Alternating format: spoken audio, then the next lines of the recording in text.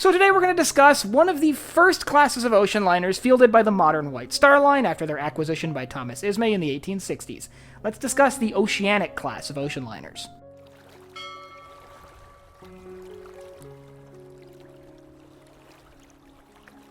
So before I begin, I won't be discussing the stories or histories of this class of ship in this video. Each ship in this class will get its own video. Today we'll be focusing more on the class in general, what separates them from the ships that came before, and what makes them unique among the shipping world at the time. So let's just jump right in with their construction. All of the Oceanic class ships, of which there were 6, were built at Harland & Wolff in Belfast in Northern Ireland, at that time just Ireland. However, unlike future White Star liners, their engines were not built in Belfast. Depending on which liner you're talking about, they'll be built at one of 2 companies. Maudsley, Sons and Field, which was in Lambeth, or George Forrester and Company in Liverpool. These companies were chosen because they had more expertise when it came to manufacturing things like engines, which were technical and complex, something that the builders at Harland & Wolff weren't quite experienced with yet. But these liners, designed by Edward Harland, one of the founders of Harland & Wolff, ended up being remarkably popular, and they made a lot of modifications from the prevailing standards that were in place in the shipping industry for passenger transportation. Some notable changes included a change in length to width ratio going from 8:1 to 10:1,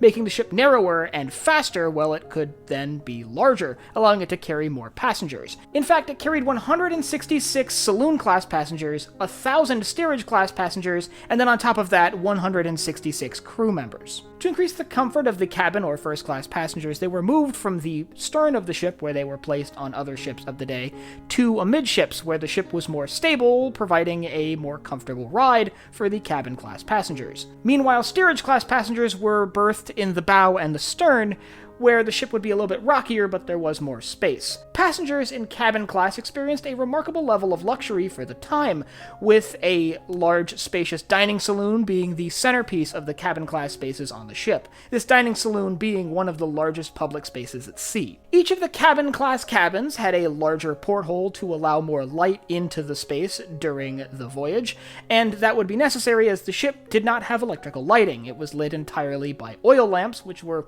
sort of used conservatively because there was a fire risk. That being said, there was electricity on board. The Oceanic class were some of the first liners to have electricity available to the passengers. However, this is in the form of a call bell positioned in every cabin class stateroom that allowed the passengers to summon a steward to their room if they needed assistance. For the steerage class, it was not quite as luxurious, but was still far better than other ships of the day, with steerage class passengers remarking that the steerage class spaces of the ship were remarkably well ventilated.